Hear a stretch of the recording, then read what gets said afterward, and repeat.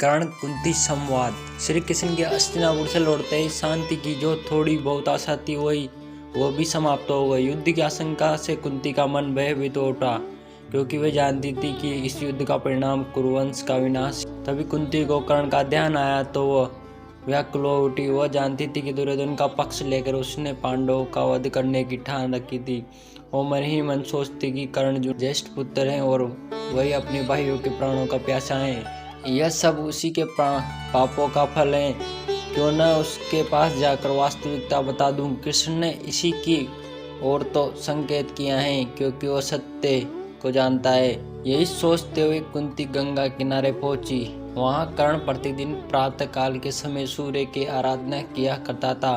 कुंती ने उसे देखा। कर्ण पूर्व की ओर मुंह किए हाथ जोड़े ध्यान मगन जल में खड़ा। कुंती चुपचाप उसे खड़ी देखती रही।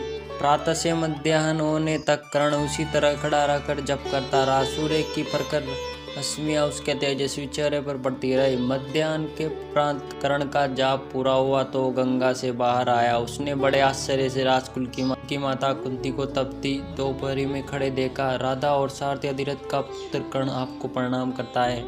आज्ञा कीजिए, मैं आपकी क्या सेवा करूं? कर्ण विनम्रता से कहा। कर्ण, तुम सूत पुत्र नहीं हो, राधा तुम्हारी माता नहीं है और अधिरथ भी तुम्हारे पिता नहीं है।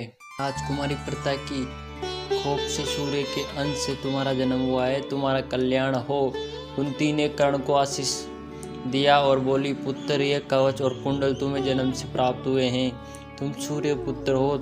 मुझे दुख है कि तुम अपने भाइयों को पहचान नहीं पाए। दुर्योधन के पक्ष में होकर तुम अपने ही भाइयों से शत्रुता करते हो। माते, आपने मेरे जन्म के रहस्य को मेरे सम्मुख खोलकर मुझ पर बड़ा भारी उपकार किया है। कर्ण हाथ जोड़कर बोला, परंतु आपकी यह बात की मैं अपने भाइयों से शत्रुता करता हूँ धर्म विरुद्ध है। यदि मैं आपके कहने पर अधर्म करने लगूँ तो मेरा क्षत्रिय धर्म नष्ट हो जाएगा। मैं जानता हूँ कि बचपन में तुमने मुझे लोक निंदा के भय से जल में बहा दिया था। जीवन भर मैं सूत पुत्र बनकर जिया हूँ। राधा और अधिरथ ही मेरे माता पिता हैं और जिसने मुझे मित्र कहा वो दुर्योधन मेरा मित्र है। मेरा रोम रोम उसका ऋणी है। मैं जानता हूँ मेरे कारण तुम्हें बहुत दुख उठाने पड़े हैं, घोर अपमान सहना पड़ा। फिर भी मैं चाहती हूँ कि तुम अपने भाइयों के पक्ष में रहकर युद्ध करो। तुम युधिष्ठिर से बड़े हो। वीरता से लड़कर जो राज्य प्राप्त होगा तुम ही राजा होंगे। सारी प्रजा और तुम्हारे भाई तुम्हारे सामने शीश झुकाएंगे, तुम्हारी आज्ञा मानेंगे। नहीं माता, मित्रता के सामने राज्य प्रलोभन मेरे लिए अर्थहीन है। नहीं विचलित होकर कहा, माता के नाते मेरे प्रति जो तुम्हारा कर्तव्य था उसे तुमने उस समय पूरा नहीं किया और अपने पुत्रों की भलाई के लिए तुम मुझे दुर्योधन का साथ छोड़ने के लिए खड़े हो।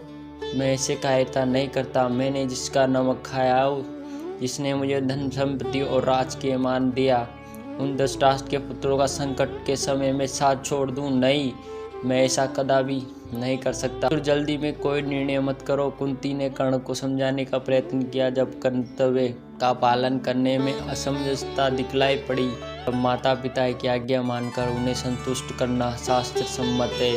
नहीं माते, मैं उन शास्त्रों में विश्वास नहीं करता जिनके द्वारा मित्रद्रोह की शिक्षा मिलती हो।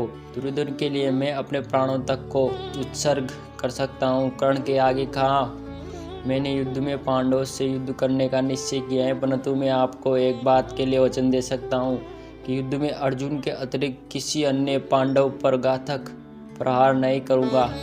इस युद्ध में या तो मैं अपने प्राण न्यौछावर करूँगा या फिर अर्जुन को करने हो।